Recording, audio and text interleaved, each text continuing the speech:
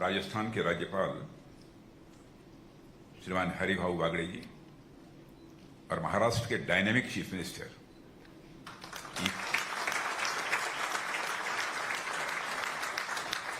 Imaginary chief minister Shri Devendra ji Fadnavis, Bhagwat ji Karad, यहाँ के सांसद अतुल सावे जी मंत्री, जय कुमार जी रावल, अर्पित सावे और यहाँ मौजूद हमारे इंडस्ट्रीज के मित्रों। मुझे यह जानकारी नहीं थी कि यहाँ प्रेजेंटेशन होगा और ये सब सारी चीजें होगी। मैं समझता था कि कुछ इंडस्ट्रियलिस्ट जो यहाँ काम करते हैं वो मिलेंगे और डिफेंस से रिलेटेड कोई प्रॉब्लम होगी वो हमारे सामने रखना चाहते हैं और शायद उसका मुझे कुछ समाधान करना है। लेकिन आप लोगों ने हमारे हाथ में एक नया काम सौंपने की कोशिश की है।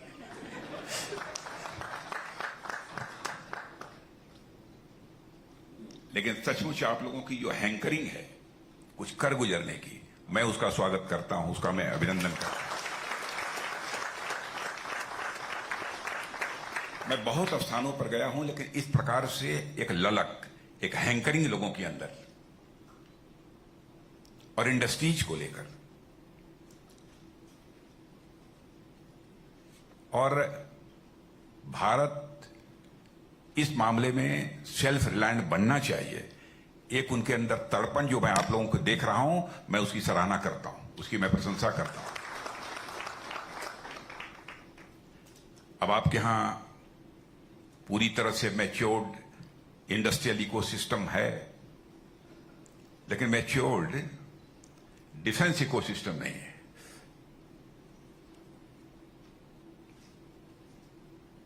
अब मैं यही बैठे बैठे मैं सोच रहा था मैं क्या करूं।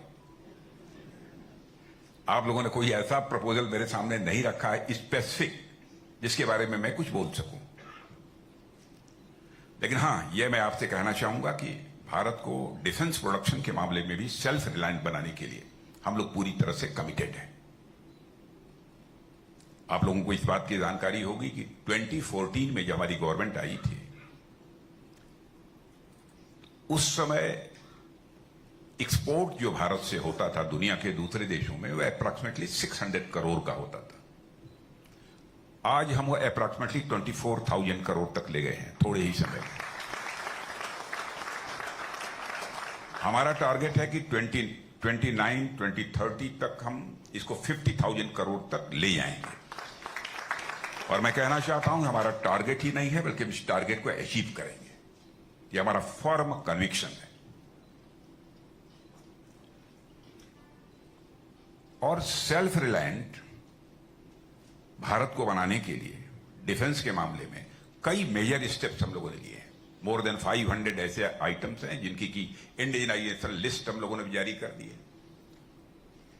Positive indigenisation list. Positive indigenisation list का मतलब यह होता है कि चाहे जो कुछ भी हो, यह सब सारे आइटम्स भारत में ही बनेंगे, भारत की धरती पर बनेंगे, भारतवासियों के हाथों से बनेंगे। हम दुनिया किसी दूसरे देश से इसे इंपोर्ट नहीं करेंगे। और वैसे ही लगभग मोर देन 5,000 ऐसे आइटम्स हैं एलारूस जिनके बारे में भी हम लोगों ने बिल्कुल संकल्प ले रखा है कि हम उसको भारत में ही बनाएंगे, भारतवासियों के हाथों से बनाएंगे। हम उसको किसी भी सूरत में इंपोर्ट नहीं करेंगे। डिफेंस के मामले में भारत पूरी तरह से सेल्फ रिलायंट बन जाए, यह हम लोगों की कोशिश है। अब इस वर्ष का हमारा जो डिफेंस प्रोडक्शन रहा है वह अप्रॉक्सीमेटली 1,60,000 करोड़ का रहा है और आप देखिएगा जल्दी ही हम इसको 3 लाख करोड़ तक का डिफेंस प्रोडक्शन भारत में करेंगे। हां, अब जहां तक संभाजी नगर का प्रश्न है, एकाएक मैं कुछ कह पाने की स्थिति में नहीं हूं। मैं जानता हूं कि जब पॉलिटिशियंस किसी भी मंच पर खड़े होते हैं बोलने के लिए तो तरह तरह के एश्योरेंसेस, तरह तरह के आश्वासन लोगों को देते हैं और यह सिलसिला आज से नहीं लंबे समय से चला आ रहा है। और आपने ये महसूस किया होगा कि नेताओं के वर्ड्स और डीड्स, कहने और करने में अंतर होने के कारण ही पॉलिटिक्स में पॉलिटिशियंस के संबंध में क्राइसिस ऑफ क्रेडिबिलिटी, एक विश्वसनीयता का संकट पैदा हुआ है। लेकिन हम लोग, हमारी गवर्नमेंट इस विश्वसनीयता के संकट यानी क्राइसिस ऑफ क्रेडिबिलिटी को एक चैलेंज के रूप में स्वीकार करती है। हम जो कहेंगे वो करेंगे।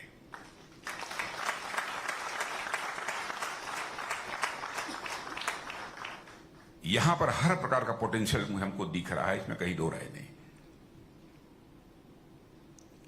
इतना ही मैं केवल आश्वासन इस समय दे सकता हूं, आप क्या करना चाहते हैं, कैसे करना चाहते हैं, इसके बारे में आपका डेलीगेशन दिल्ली आए।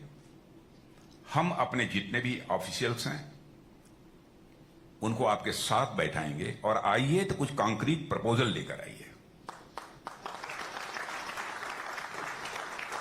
अब हम देखेंगे उसमें कि क्या कर सकते हैं, कितना कर सकते हैं। इस समय तो मैं इतना ही कह पाने की स्थिति में हूं, क्योंकि इससे ज्यादा मेरे द्वारा कुछ कहे जाने का कोई औचित्य नहीं है। पहले तो मैं समझा कि यहां पर कुछ डिफेंस से रिलेटेड इंडस्ट्रीज होंगी, लोगों की क्या प्रॉब्लम्स हैं, क्या चैलेंजेज हैं, उसके बारे में लोग बतलाएंगे। और मैं दो चार बातें जो मैं जानता हूं अथवा जो मैं कर सकता हूं वह मैं लोगों के सामने रखूंगा। लेकिन पूरा का पूरा अपने एक नया चैप्टर ही हमारे सामने खोल दिया है, इसलिए मैं इतना ही कहूंगा। और देवेंद्र जी, आपके जो चीफ मिनिस्टर का जहां तक सवाल है, मैं आज से नहीं वर्षों से जानता हूं, और जब यहां पर जनरल सेक्रेटरी के रूप में काम कर रहे थे तब से मैं जानता हूं। और इनको भी शायद मालूम होगा, किसी ने जरूर बतलाया होगा कि पहली बार जब मैं नागपुर आया था तो ये मुझे रिसीव करने के लिए एयरपोर्ट आए हुए थे। उस समय ये नागपुर के शायद जनरल सेक्रेटरी थे, नागपुर के जनरल सेक्रेटरी। तो जो सज्जन हमें लेकर गाड़ी में चले थे उनसे मैंने कहा था किस नौजवान के अंदर हमको पोटेंशियल दिखता है।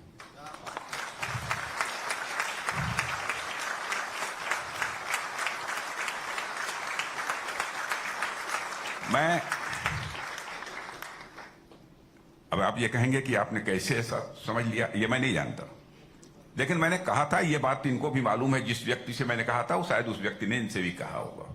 अब वो कहीं कोई बड़े पोस्ट पर नहीं थे, उसमें जनरल सेक्रेटरी थे। और प्रायः देवेंद्र जी जो बात मुझसे कह देते हैं और जो मैं कर सकता हूं उसे मैं कभी टालता भी नहीं। तो आपके चीफ मिनिस्टर हैं, मैं तो चाहूंगा कि जब आपका डेलीगेशन आए तो ये भी रहें। हम बैठेंगे अपने अफसर्स के साथ, क्या कर सकते हैं, कैसे कर, आप क्या चाहते हैं, क्या क्या करना चाहते हैं। क्योंकि मुझे जानकारी नहीं है इसलिए मैं कुछ डिटेल में बोल नहीं पा रहा हूं। आप मुझे बतलाइए, जहां तक हो सकेगा हम आपकी पूरी मदद करने के लिए तैयार हैं। और डिफेंस इंडस्ट्रीज का है तो उसमें क्या है आपकी प्लानिंग, क्या करेंगे, अब इस बारे में मुझे कोई जानकारी है नहीं इस समय आपके प्रपोजल के बारे में। लेकिन मैच्योर्ड यहां पर इंडस्ट्रियल इकोसिस्टम है, यह जानकर मुझे खुशी हुई। तक मैच्योर्ड इंडस्ट्रियल इकोसिस्टम के तहत जो लोग भी यहां पर काम कर रहे हैं तो मैं समझता हूं कि इंडस्ट्रीज के क्षेत्र में काम करेंगे। कुछ चैलेंजेज आपके अगल बगल की जो जिले हैं उनमें जो हमारी इंडस्ट्रीज चल रही है डिफेंस को, उसको लेकर भी आप लोगों ने बतलाया है। देखेंगे, इस पर हम चर्चा करेंगे। लेकिन आप आइए, आपका स्वागत है, आपके साथ बैठकर बातचीत करेंगे। धन्यवाद।